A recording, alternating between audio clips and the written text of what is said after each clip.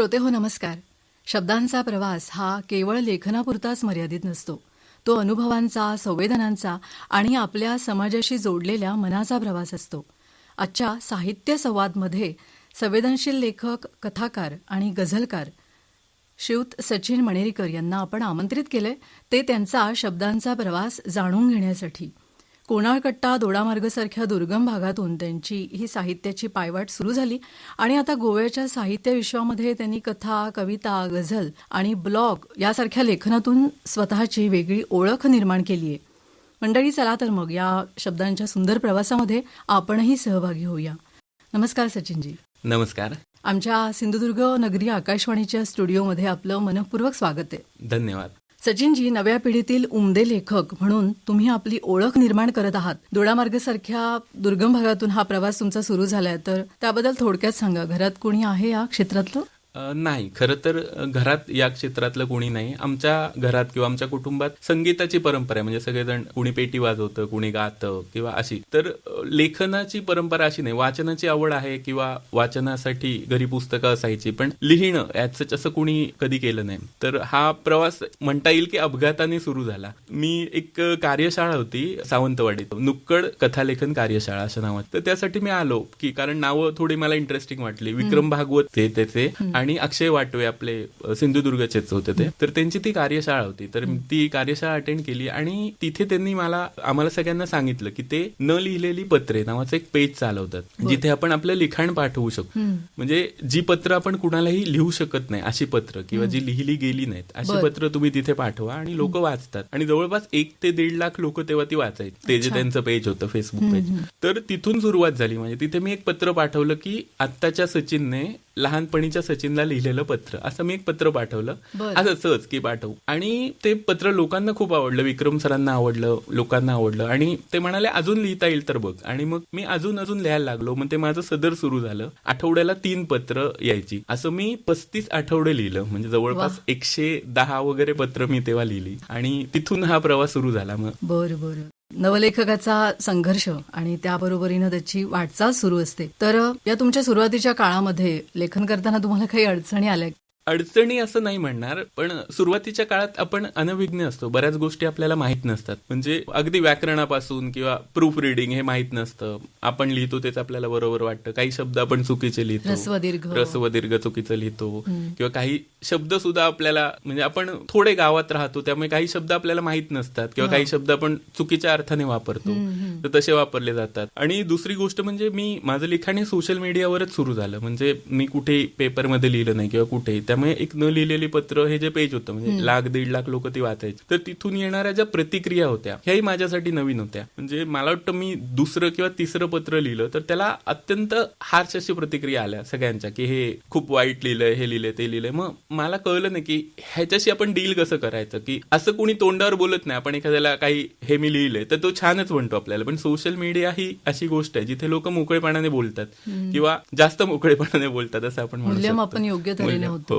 तर ह्या गोष्टी सुरुवातीला मला कळलं नाही की आता ह्याच्याशी कसं डील. आपण वाईट लिहितो का किंवा बंद करूया का लिहायचं. मग तेव्हाही म्हणजे विक्रम भागवत, जे विक्रम सर म्हणतो मी त्यांना, तर त्यांचा मला मेसेज आला की तुझं पुढचं पत्र खूप छान आहे, हे पत्र चुकत आहे, वाईट प्रतिक्रिया येतील, पुढच्या पत्राला चांगलं येते, तू लिहित राहा. त्यांनी मला योग्य ट्रॅकवर ठेवलं असं म्हणू शकतो, ज्याची गरज. वाचक वर्ग असा विशिष्ट वयाचा असतो का तो? नाही, सोशल मीडियावर हेही असतं की तुम्हाला अगदी 20 वर्षाचे वाचक होते, 80 वर्षाचे होते, महिला पुरुष सगळे होते. त्यामुळे तुम्हाला सर्व प्रकारचे वाचक, सर्व आवडीनिवडीचे वाचक मिळतात. त्यामुळे जे आपण लिहिले ते काही वाचकांना आवडेल, काही वाचकांना नाही आवडणार. पण यातूनच आपल्याला कळत जातं की आपण काय लिहितोय आणि आपण कुठे आहोत एकूण लिखाणात. आपण खरंच लेखक होऊ शकतो असं तुम्हाला मग कधी वाटलं? तेव्हाच वाटलं? त्या पत्रमालिकेतलं मला वाटतं 5-6 पत्र झाली आणि एका पत्राला सेम विक्रम भागवत सरांनी, म्हणजे त्याला मी मेल करायचो पत्र आणि ते दुसऱ्या दिवशी पोस्ट करायचे. मेलला जनरली ते कधी रिप्लाय नाही, म्हणजे तोपर्यंत मला आला नव्हतं. तर एका पत्राला त्यांचा खूप मोठा रिप्लाय आला की हे पत्र खूप छान आहे, मला हे आठवलं हे वाचून वगैरे, असं बरंच की मला आतापर्यंत आवडलेलं सगळ्यात जास्त हे तुझं पत्र आवडलंय, तू असंच लिहित राहा. ते मग तिथून मला वाटलं की हा एक एवढा नाटककार आहे किंवा 100 सारखी मालिका त्यांनी लिहिली जी आत्ताही लोक ज्या मालिकेची आठवण काढतात. तर असा लेखकाला आपण लिहिलं लिहिलेलं आवडते, तर म्हणजे आपल्याला येत असेल कदाचित लिहायला, तोपर्यंत वाटलेलं की नाही आपण लिहितो टाइमपास म्हणून. पण जर अशा मोठ्या माणसांना आपलं लिखाण चांगलं वाटत असेल तर कदाचित आपल्याला थोडं जमत असेल लिखाण, असं वाटतं. सचिनजी, तुम्ही बरंच लेखन करताय. वृत्तपत्रामध्ये 2 वर्ष सदर लेखनही तुमचं सुरू आहे. अधूनमधून दिवाळी अंकांमधनही तुमचे लेख प्रसिद्ध होत असतात. तर पहिल्यांदा जेव्हा तुमचं लिखाण पुस्तक रूपानं आलं, फणस नावाचा कथासंग्रह प्रकाशित झालाय, तर तो अनुभव कसा होता? तो अनुभव खूप स्पेशल. म्हणजे प्रत्येकासाठी आपलं पहिलं पुस्तक हे स्पेशल असतंच. कधी अपत्य असतं ना अपत्य असतं पहिलं, बरोबर. तर मी कथा मला वाटतं 2017 पासून लिहितोय, दिवाळी अंकांसाठी लिहितोय आणि बऱ्याच कथा होत्या. तर माझ्या डोक्यात होतं की कोकण आपलं जे आहे त्याच्या पार्श्वभूमीवरच्या ज्या कथा आहेत त्यांचाच संग्रह करायचा. हा फक्त तशा म्हणजे 12 कथांचाच संग्रह आहे. म्हणूनच तुम्ही त्याला नाव फणस हो, दिलं. फणस, की कोकणातली माणसं. म्हणजे जेव्हा मी संग्रह करायचा माझ्या डोक्यात विचार आला तेव्हाच नाव आलं की फणस. म्हणजे कोकणातल्या माणसांच्या गोष्टी आहेत. म्हणजे त्याचं नाव तसंच आहे, फणस, कोकणातल्या माणसांच्या गोष्टी. तर व्यक्तिचित्रात्मक सगळ्या कथा होत्या ज्या वेगवेगळ्या दिवाळी अंकात आल्या. आणि म्हणजे बरेच जण विचारत होते की पुस्तक कधी येणार, पुस्तक कधी येणार. आणि आपण जे लिहिलं ते त्याचं एक कलेक्शन होतं आपल्याकडे पुस्तक केल्यावर. कारण दिवाळी अंकात वेगवेगळीकडे राहतं किंवा सोशल मीडियावरचं हळूहळू विस्मरणात जातं किंवा एकत्र मिळत नाही कुणाला. कुणी म्हणायचं ती दुसरी कथा वाचायची एक वाचल्यावर, तर मग ती आपल्याला शोधायला लागायची. मग यासाठी पुस्तक करायचा विचार केला. पण मग कुठल्या प्रकाशकांना अप्रोच करणं वगैरे ह्या गोष्टी फार कठीण असतात, म्हणजे नवीन लेखकांना. मग कसं करायचं. सुदैवाने माझे सासरे हे एका मोठ्या प्रकाशन संस्थेशी निगडीत आहेत, त्यामुळे मला त्यातल्या ज्या प्रोसेस आहेत, म्हणजे प्रूफ रिडिंग म्हणजे काय, डीटीपी किंवा ISBN कसं काढतात, प्रिंटिंग कसं होतं, ह्या सगळ्या त्यांच्याकडून समजल्या. त्यामुळे मग म्हटलं तुमचा प्रवास सुखकर झाला. हो, त्यामुळे प्रवास सुखकर झाला. त्यामुळे माझं मीच काढलंय पुस्तक, पण सगळ्या प्रोसेस कळल्यामुळे मला फार त्रास नाही झाला त्याच्यात. वाचकांचा कसा प्रतिसाद? वाचकांचा प्रतिसाद खूप चांगला आहे. म्हणजे खरं तर मी अगदी भीतभीत काढलेल्या, अगदी आम्ही 300 वगैरे प्रती काढलेल्या.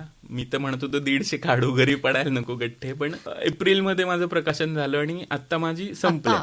गेल्या 25 एप्रिलमध्ये प्रकाशन झालं आणि ज्या 300 प्रती होत्या त्या माझ्या संपल्या. आता परत रिप्रिंट केलंय आम्ही. म्हणजे हा तुमचा अनुभव सुखकारक आहे. हो, आणि वाचकांचे फोन येतात किंवा मेसेज येतात, अननोन वाचकांचे.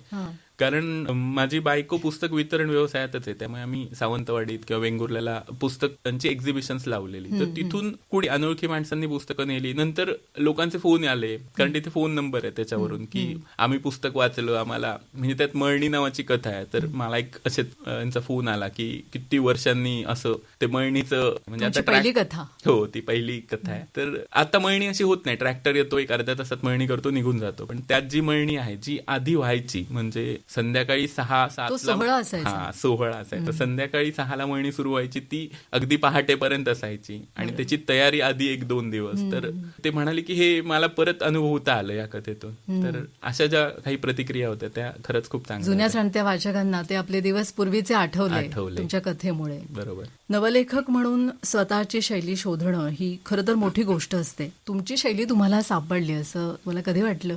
खरं सांगायचं तर अजून शैली सापडली असं वाटत नाही. कारण माझ्या लिखाणात मला स्वतःलाच 2 भाग वाटतात, की मी विनोदी कथा लिहितो किंवा मी जे लेख लिहितो ते विनोदी, त्याची पूर्ण एक वेगळी शैली आहे, विनोदी शैली. आणि ज्या फणसमधल्या कथा आहेत, ज्या कोकणातल्या समस्यांविषयी किंवा कोकणातल्या लोकांच्या त्रासांविषयी, ह्या पूर्णपणे गंभीर कथा आहेत. त्यामुळे मी हे दोन्ही प्रकार 2 वेगवेगळ्या, म्हणजे असं मला स्वतःला कधी कधी वाटतं की हे 2 वेगवेगळ्या माणसांनी लिहिलेलं आहे. तर चांगली गोष्ट आहे. अजून मला ती कदाचित शैली सापडली नसेल. तुमच्या कथा किंवा गझलांमध्ये जीवनाचा अनुभव दिसून येतो. तर लेखनासाठी विषय तुम्हाला कुठून मिळतात? खरं तर मी याबाबतीत स्वतःला सुदैवी म्हणेन की मी कोकणातला आहे. तर ही तुमची जमेची बाजू आहे. हो, बाकी पण म्हणजे मी मुंबईत राहिलोय, पुण्यात राहिलोय किंवा बाकीकडे पण फिरलोय, पण जी कोकणात आपल्याला माणसांची व्हरायटी असं मी म्हणेन त्याला, जी कोकणात दिसते ती आणि कुठे दिसत नाही. म्हणजे आपण अगदी एखाद्या बस स्टँडवर बसलो आणि लोक बोलतात ते ऐकलं तरी आपल्याला इतकी कॅरेक्टर्स मिळू शकतात. म्हणजे आता सावंतवाडीला मी जाऊन बसलो 2 तास, तर मला किमान 10 कॅरेक्टर्स मिळतील की अरे हे पूर्ण वेगळं कॅरेक्टर आहे, अरे हा प्रत्येक माणूस इथला युनिक आहे आणि प्रत्येकाकडे विनोद बुद्धी आहे, तिरकस बोलणं आहे इथल्या लोकांचं. त्यामुळे अनेक लेखकांनी कोकणातल्या लेखकांवर लिहूनही अजून कितीतरी कॅरेक्टर्स शिल्लक आहेत. म्हणजे जयवंत दळवींनी एवढं सगळं लिहिलंय, सारे प्रवासी घडीचे आणि सगळ्या कादंबऱ्या, तरी अशी कितीतरी कॅरेक्टर्स आहेत की अरे हे काहीतरी वेगळंच आहे असं आपल्याला दिसत राहतं. नाही, तुम्ही म्हणालात ते बरोबर आहे. प्रत्येक जणच बघतो, प्रत्येक जण हे अनुभवतो, पण ती बघण्याची एक विशिष्ट नजर असते ती फक्त लेखकाला असते. तर तुम्ही एक गझलकार म्हणूनही परिचित आहात सचिनजी. तर या वाटेवरून जाणं वाटतं तेवढं सोपं नाहीये. कारण मी पण थोडासा प्रयत्न केला होता. तर या छंद, वृत्त, मात्रा आणि लय यांच्याशी तुमची गट्टी कशी काय जमली? परत तेच उत्तर देईन की अपघातानेच झाली. मी वाचायचो, आमचे सिंधुदुर्गातले ते गझलकार आहेत अनिल आटलेकर नावाचे, तर त्यांच्या मी वाचायचो, ते 2-2 ओळींचे शेर टाकायचे. तेव्हा त्याला शेर म्हणतात हे मला माहित नव्हतं की ते 2 ओळी टाकायचे, छान वाटायचं वाचायला, पण यमक नसायचं त्यात. आणि हे काय आहे, मग मी त्यांना एकदा विचारलं की हे काय आहे. ते म्हणाले हा शेर आहे, गझल असतात. मग मी सुरेश भटांचं एल्गार आणलं, ते वाचलं. मग मला फार मी प्रेमात पडलो गझलेच्या. मग त्याच्या आधी गझलेशी काहीच संबंध आलेला नव्हता. ऐकलेल्या गझला किंवा मला माहित नव्हतं की गझल आणि कवितेत काय फरक असतो किंवा काही. गझल म्हणजे जगजीत सिंग वगैरेच्या आपण ऐकतो तशा ऐकलेल्या, पण लिहिताना कसं लिहिली जाते किंवा गझल आणि कविता काय वेगळेपण आहे हे माहित नव्हतं. मग त्यानंतर मी थोडं वाचायला लागलो. मग त्याच्या एल्गारच्या सुरुवातीला गझलेची बाराखडी नावाचा एक लिहिलंय भटांनी की नवीन शिकणाऱ्यांसाठी, पण ती वाचून मला कळलं नाही, कारण त्यासाठी आपल्याला बेसिक गोष्टी माहित हव्या की वृत्त म्हणजे काय, लय म्हणजे. मग मी बऱ्याच जणांना त्रास देत होतो फेसबुक, अरे हे कुठल्या वृत्तात आहे, हे कुठल्या लयीत. मग माझा एक मित्र आहे श्रीपाद जोशी नावाचा, गीतकार आहे तो, तर त्यांनी मला एकदा एक लेख दिला, लेखाची लिंक, की इथे वाच, इथे तुला पूर्ण कळेल. तर तो लेख भूषण कटककर जे बेफिकीर नावाने गझल लिहितात, एक ज्येष्ठ गझलकार आहेत पुण्याचे, तर त्यांचा तो लेख होता. तो लेख वाचल्यावर मला कळलं, म्हणजे त्यात अगदी सुरुवातीपासून नवीन माणसासाठी लिहिलेला लेख आहे, त्यामुळे अगदी सुरुवातीपासून सगळं त्यात होतं. मग ते वाचून मी तंत्रात लिहायला लागलो, म्हणजे मला तंत्र म्हणजे काय ते कळलं. आणि मंत्र हा हळूहळू येतो, त्यातला जो आशय आहे तो हळूहळू येतो. आणि म्हणजे आपली सिंधुदुर्गातली माधुरी चव्हाण जोशी गझलकार आहेत, तर माधुरी ताईने पण खूप मदत केली सुरुवातीला मला, म्हणजे माझं वृत्त तपासून देणं, अरे हे इथे चुकतंय, ते तिथे चुकतंय, हा शब्द असा करून बघ येते. तर मग हळूहळू मी लिहायला लागलो. सुरू आहे म्हणजे हा प्रवास, अजून खूप सुरुवातीच्या टप्प्यावर आहे गझलेच्या प्रवासात, पण सुरू आहे. बऱ्याच जणांचं बोट धरत धरत तुम्ही गझल लेखनामध्ये शिरला. रसिकांची दाद मिळालेली एखाद दुसरी गझल ऐकायला आम्हाला जरूर आवडेल सचिनजी. आमच्या श्रोत्यांना तुम्ही ती ऐकवावी अशी विनंती. नक्की नक्की. ही गझल आहे, ही काही प्रश्न निर्माण करणारी, म्हणजे कुठल्याही प्रश्नाचं यात उत्तर नाही, फक्त आपल्याला काही प्रश्न विचारलेत, श्रोत्यांनी उत्तरच शोधायची. थरथरत्या थकल्या हातांचे काय करावे, थरथरत्या थकल्या हातांचे काय करावे, नको तेवढ्या ताठ कण्यांचे काय करावे. हवी तेवढी सुंदर घरटी बांधू आपण, हवी तेवढी सुंदर घरटी बांधू आपण, आतून सडलेल्या झाडांचे काय करावे. जुनी पुराणी घरे पाडली महाल केले, जुनी पुराणी घरे पाडली महाल केले, शिल्लक उरलेल्या दगडांचे काय करावे. कानांना तर जमू लागले बंद व्हायला, कानांना तर जमू लागले बंद व्हायला, मनात घुमणाऱ्या हाकांचे काय करावे. सोमवार ते शुक्रवार तर जाती पटकन. आमच्या पिढीचा हा प्रश्न आहे की सोमवार ते शुक्रवार तर जाती पटकन, शिल्लक उरलेल्या वारांचे काय करावे. नवसाला पावतात बाकी सगळे माझ्या, नवसाला पावतात बाकी सगळे माझ्या, घरात बसलेल्या देवांचे काय करावे.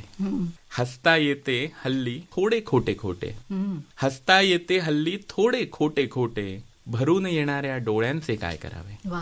पाऊस आणि ऊन हरवले जुन्या काळात. हाही माझ्याच पिढीचा प्रश्न आहे की पाऊस आणि ऊन हरवले जुन्या काळचे, परंपरागत या छत्र्यांचे काय करावे. थरथरत्या थकल्या हातांचे काय करावे, नको तेवढ्या ताठ कण्यांचे काय करावे. छान. गेली 10 वर्ष तुम्ही सचिनजी या लेखनाच्या क्षेत्रात आहात आणि नव्या लेखकाला कुठलाही पुरस्कार मिळणं ही खरं तर खूप मोठी पावती असते. तुम्हाला आतापर्यंत या गझलेसाठी सुरेश भट गझल प्रेरणा पुरस्कार मिळालाय किंवा अजूनही असे अनेक पुरस्कार तुम्हाला मिळालेत.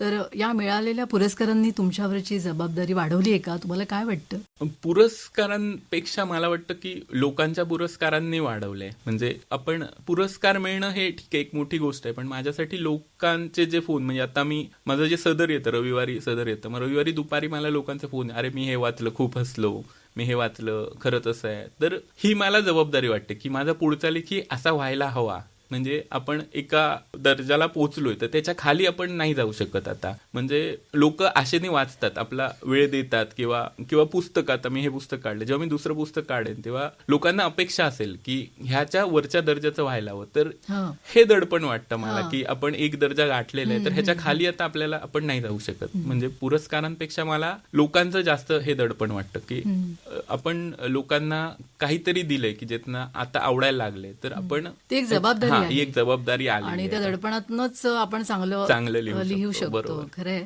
सचिनजी, शब्द तुझे आणि माझे हा तुम्ही ब्लॉग सुरू केलात आणि तुमचा वाचक वर्ग वाढला, तर नव्या लेखकांसाठी ब्लॉग किंवा सोशल मीडिया हे किती उपयोगी आहे असं तुम्हाला वाटतं? ब्लॉग म्हणाल तर ब्लॉगची जी फेज होती ती आली आणि आता थोडी कमी झाली. पण सोशल मीडिया म्हणजे आपलं लिखाण पोहोचवणं ही गरजेची गोष्ट आहे. कारण आज जर आपण बघितलं ना तर म्हणजे आमचं एवढं छोटंसं गोवा आहे, तर गोव्यात मला वाटतं 500-600 पुस्तकं वर्षाला प्रकाशित होतात. महाराष्ट्रात तर मला वाटतं हजारो होत असतील. हो. तर आता माझी बायकोच पुस्तक वितरण व्यवसायात आहे, त्यामुळे अनेक लेखक आमच्याकडे येतात आणि सांगतात माझं पुस्तक प्रकाशित झालंय, हे ठेवा. मग आम्ही 4-5 प्रती ठेवतो. पण लोकांची पुस्तकं विकली जात नाहीत. म्हणजे लोक लिहितात आणि पुस्तक छापतात, पण पुढची प्रोसेस जे वाचकांपर्यंत तुम्ही पोहोचणार कसे, मग त्याच्यासाठी काय करता येईल? त्यासाठी लेखकाने म्हणजे सोशल मीडिया हा एक चांगला प्लॅटफॉर्म आहे. लोक त्याला वाईट नजरेने बघतात, किंवा आपल्याकडे अशी पद्धत आहे की लेखकाचं काम लिहिणं, मी प्रमोशन करणार नाही, प्रमोशन करणं हे वाईट. पण मला वाटतं की आताचा काळ हा प्रमोशन करणं गरजेचं आहे. जर तुम्ही चांगलं लिहिता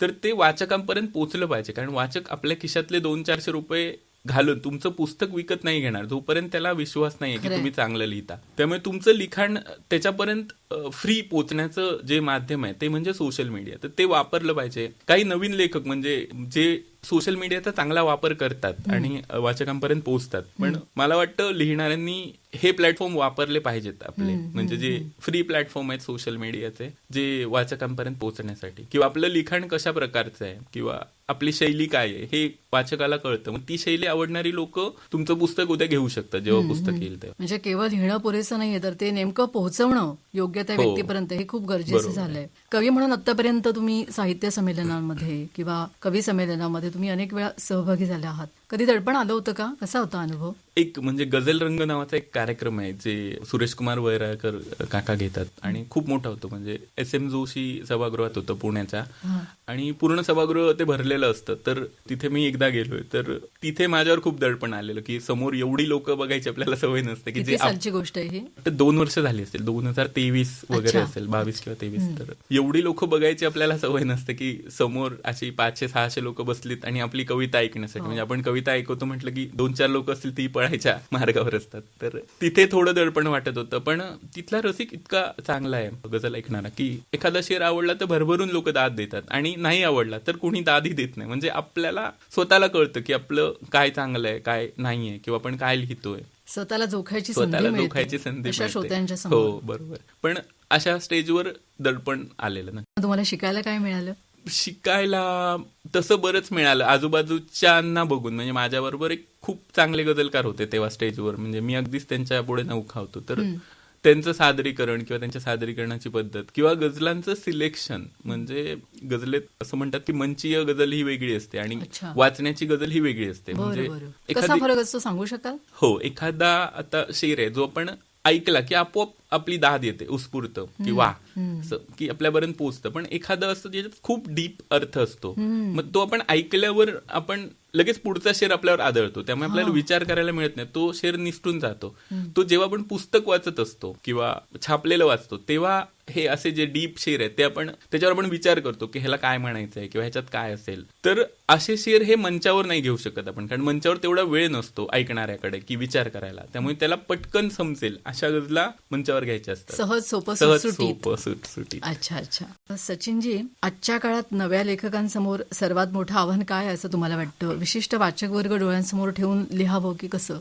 परत एकदा मग असं की आपण स्टँड आउट होणं गर्दीतून, हेच मला हे वाटतं की. आणि कारण इतके प्रचंड लिहिणारे आहेत, इतकी वाचणारी लोक, म्हणजे लोक म्हणतात की वाचन संस्कृती संपली, हे झालं ते झालं. मला हे कुठलीही गोष्ट नाही पटत. अगदी छापील पुस्तक सुद्धा खूप वाचले आम्ही, स्वतः वितरण व्यवसायात आहोत. NBTचे जे आता बुक फेअर झाले, पुण्यात झालं किंवा आपल्या गोव्यात झालं, तर त्याचे जर तुम्ही आकडे काढून बघितले, अगदी कोट्यावधीच्या घरात पुस्तकांची विक्री झाली, छापील पुस्तकांची मराठी. त्यामुळे हे जे म्हटलं जातं की कुणी वाचत नाही, हे नाही, ह्या गोष्टी फार निगेटिव्ह आहेत. पण आता लिहिणाऱ्यांची संख्या खूप वाढलेली आहे आणि पुस्तक प्रकाशित करणाऱ्यांची. आधी कसं होतं की प्रकाशक होते, कोणी स्वतः प्रकाशित करत नव्हतं. त्यामुळे प्रकाशित होणारी पुस्तकं ही एक मोजकी असायची, मग ती वाचकांपर्यंत पोहोचायची. काही मोजक्या 4-5 मोठ्या प्रकाशन संस्था होत्या त्यामुळे, आणि मासिकं चालायची, मासिकातून आपल्याला ओळख व्हायची त्या पुस्तकाची. त्यामुळे ही जी सिस्टीम होती ती व्यवस्थित होती, त्यात लेखकाला काही करायची गरज नव्हती. लेखक लिहून प्रकाशकाकडे द्यायचा आणि तिथे त्याचं काम संपायचं. पण आता ही सिस्टीम शिल्लक नाहीये. म्हणजे मासिकं फारशी जी जुनी आहेत ती बंद पडली आहेत, एखादं ललित सारखं चालतंय. त्यामुळे आता लेखकाला आपल्या लेखनाचं प्रमोशन करणं किंवा वाचक शोधणं, वाचकापर्यंत पोहोचणं, आपलं पुस्तक येतंय तर त्याचं काहीतरी म्हणजे त्याचे प्रोमो टाकणं किंवा कशाबद्दल आहे पुस्तक, आधुनिक काळात सोपं झालेलं आहे. सोपं झालंय खरं तर लोकांपर्यंत पोहोचणं. पण अजून मी बघतो की पोहोचत नाहीत लोक, लेखक हे वापरत नाहीत. लेखक अजूनही जुन्या सिस्टीम प्रमाणे वागायचा प्रयत्न करतात की लिहिणं हे लेखकाचं काम आहे, त्यानंतर नाही. पण आता हे बदलायला हवं असं मला वाटतं. अनेक तरुण तरुणींना लिहायची इच्छा आहे, तर या नवीन लेखकांना तुम्ही काय सांगाल? म्हणजे लेखनात टिकून राहण्यासाठी महत्वाचं काय आहे असं तुम्हाला वाटतं? खरं तर संदेश देण्या एवढा काही मी मोठा लेखक नाहीये. मला वाटतं खरं लिहा, हे एकच सांगावं असं वाटतं की जे आहे ते खरं लिहा. कारण खोटं लिहिलेलं कळतं. आता कोकणातल्या माणसांनी दुष्काळावर लिहिलं तर ते कळणार की ह्या माणसाने दुष्काळ नाही अनुभवलाय कधी आयुष्यात, त्यामुळे ते खोटं आहे हे सहज कळून येतं. मी असं बऱ्याचदा बघतो की दुःख लिहिण्याचा प्रयत्न करतात. जे दुःख तुम्ही बघितलं नाही किंवा अनुभवणं ठीक आहे, पण निदान बघितलं नाही आजूबाजूला, असं तुम्ही जेव्हा पूर्णपणे काल्पनिक लिहिता तेव्हा त्यातला खोटेपणा वाचकालाही कळतो की हे असं नसतं. कारण वाचकाने ते दुःख बघितलेलं असेल किंवा अनुभवलं असेल, तर तो असं खोटेपणा करू नका, पोचत नाही. शक्य तेवढं खरं लिहिण्याचा प्रयत्न करा, खरं राहण्याचा प्रयत्न करा. सचिनजी, तुमचा पुढचा साहित्यिक टप्पा काय असेल? कथा, कादंबरी, गझल संग्रह किंवा काय नवीन स्वप्न? तसं लिखाण चालू आहे. म्हणजे आता सदर चालू आहे. कविता मी फार कमी लिहितो किंवा गझल कमी लिहितो. कादंबरी लिहिणं हाच पुढचा टप्पा आहे. म्हणजे कादंबरी लिहायची आहे, कोकणाच्या पार्श्वभूमीवर काहीतरी लिहायचं आहे. वाचकांना काहीतरी चांगलं खाद्य मिळणार आहे तर असं म्हणायला हरकत नाही. प्रयत्न करू. सचिनजी, दिवाळी अंकांमधनं, वृत्तपत्रांमधनं तुमचं लेखन अजूनही सुरू आहे, तर लिहिणं तुमच्यासाठी काय आहे? म्हणजे छंद, साधना की स्वतःला व्यक्त करण्याचं माध्यम? खरं सोप्या शब्दात सांगायचं असेल तर प्रेशर कुकरची शिट्टी म्हणजे लिहिणं, आता मी म्हणतो. हात साचत जातं बऱ्याच गोष्टीमध्ये, बाहेर पडत नाही की कधीतरी तो प्रेशर इतका येतो, मग ती शिट्टी निघाल्यावर असं छान वाटतं की सगळी हवा गेली. असं लेखन माझा एक मित्रच आहे, तो म्हणतो की शिंक आल्यासारखं लेखन यायला हवं. जशी शिंक येते तशी कविता यायला हवी, सहज आणि उत्स्फूर्त आणि न थांबवता येण्यासारखं. एकदा आली शिंक की आपण थांबवू शकत नाही. सचिनजी, आता सांगता करताना एक शेवटचा प्रश्न आहे की लेखनाचा तुमचा हा प्रवास अजून सुरू आहे, तो राहीलच, पण लेखक म्हणून तुमची स्वतःकडनं काय अपेक्षा आहे? संदीप खरे माझा खूप आवडता कवी आहे. तर त्याच्या 2 ओळी आहेत की फिटावीत जरा तरी जगण्याची देणी, एक तरी ओळ अशी लिहावी शहाणी. तर अशी एखादी जगण्याची देणी फेडेल अशी एखादी ओळ लिहावी आयुष्यात, एवढंच अपेक्षा आहे. दिसताना हे खूप छोटं वाटतंय, पण त्याच्यात प्रचंड अर्थ दडलेला आहे. सचिनजी, एका उमद्या नवलेखकाच्या वाटचालीतील अनेक महत्वाच्या गोष्टी, चिकाटी आणि प्रामाणिक शब्दांची सोबत तुम्ही अगदी सहजपणे आपल्या आजच्या या गप्पांमधून उलगडलीत आणि श्रोत्यांपर्यंत ते पोहोचवलं. तुमचं लेखन अजून पुढे खूप मोठी झेप, मोठा पल्ला गाठेल यात काहीच शंका नाहीये. त्यासाठी तुम्हाला पुढील साहित्यिक वाटचालीसाठी मनापासून शुभेच्छा देते. आपला बहुमोल वेळ देऊन तुम्ही इथं आलात आणि आमच्याशी मनमोकळा संवाद साधलात, त्यासाठी आकाशवाणीतर्फे आणि आमच्या श्रोत्यांतर्फे आपले मनापासून आभार. धन्यवाद. मला ही संधी दिल्याबद्दल मी आकाशवाणीचे मनापासून आभार मानतो. धन्यवाद.